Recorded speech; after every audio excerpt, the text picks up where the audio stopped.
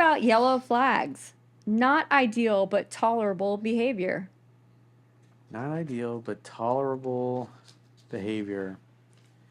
Well, all women are going to get cranky. Go fuck yourself. And maybe short at times. And, what that looks like is you could go to bed and they could be funny and sweet and cute as hell. And you could wake up the next morning and she could be a total fucking dragon lady, unpleasant, really mad, just pissed off. I'm in a bad mood and I'm going to take it out on you, kind of thing. And Give that back. Give that back. Give that back. And so this is the important thing about that. All women, yes, get cranky, and often most women will get cranky around that time of the month. But there's just some women that can be truly foul bitches, but they're redeemable if like Jade, our sweet Jade, who we all love. It's like she was cranky the other day, and a little snappy but what I appreciate about Jade and other good women is they're easygoing, easy to get along with, is that right after she did it, she said something along the lines of, "Hey, sorry for snapping at you. Hey, sorry I was, in a shitty mood," or, "Hey, sorry I was a bit of a bitch yesterday. I apologize." That's what a good woman will do. And so you can work with that because that shows self-awareness, that she knows that she was an absolute asshole to be around and she was in the wrong and she apologized it. The red flag would be the girl that's just like, fuck you, and she doesn't care and expects you to put up with it. And she never apologizes. And when she's in that mood, it's like, what do? You just like hop in your car. Last week, okay? You go. My fantasy lost last week. Go be somewhere else where she is not, and go where you have people, good friends like Chunky that you can hang out with. God. Or Jocelyne, who's mostly sweet. She can be cranky sometimes too, as well. But she's got some self-awareness. Yeah. A little bit of diva behavior sometimes, but she's got enough self-awareness to say, "Hey, sorry, it was, whatever." And she'll apologize. So you can work with that. Girls that are nice, like my English girlfriend Katie, very same thing. Which she never got cranky. She was always nice. It's like that woman's from another planet. You guys lived on vacation. Our life is a vacation. Exactly. Your relationship was a vacation. Yep. And that's why it's still, even 20 years later, we're very fond of each other.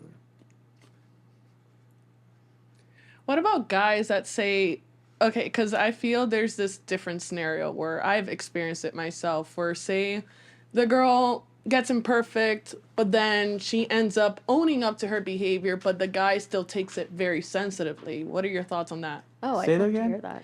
Okay, so there have been scenarios, I've experienced these scenarios where, say, the girl acts imperfect, but then she, like in the case where she's on the, like, she realized she did something wrong, right? And she apologizes. Mm-hmm. But there's guys out there that still take that sensitively rather than think, okay, she's actually owning up to her mistakes.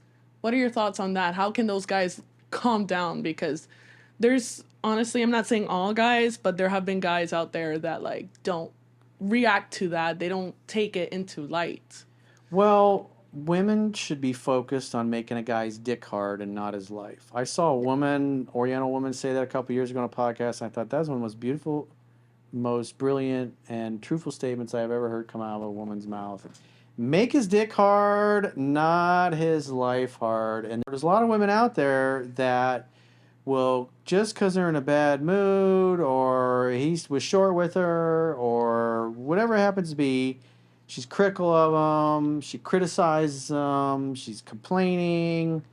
And at the end of the day, if a man's out slaying the dragons and earning the bacon, he wants to come home to a sweet, feminine girl that makes his dick hard and will fuck his brains out and drain his balls dry. And because after his balls are drained dry, then he's pretty pliable and will do the things that you like. And there's a lot of women out there that just think, oh, I can't wait till he gets home tonight, and she's just gonna unload, and the poor guy's like, babe, I need some minutes. I just had a stressful day, and she's just goes in at him, and I feel for those guys, and that's why you use humor and setting healthy boundaries, but sometimes you got to enforce them, and that may mean that you have to relocate to a different location.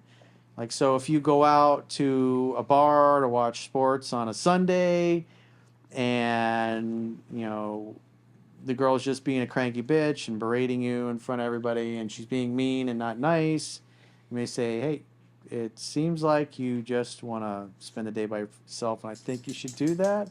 I'm going to go watch the game on the big screen. So you're saying have a good time. She's doing this frequently. Yeah, well, if she does it, you got to dip. So, in other words, because eventually she learns that if I'm nice to him, he always wants to be around me. And when I'm a bitch, he's like, doesn't want to be anywhere near me. But if you just put up with it, then she learns that she'll just keep browbeating you.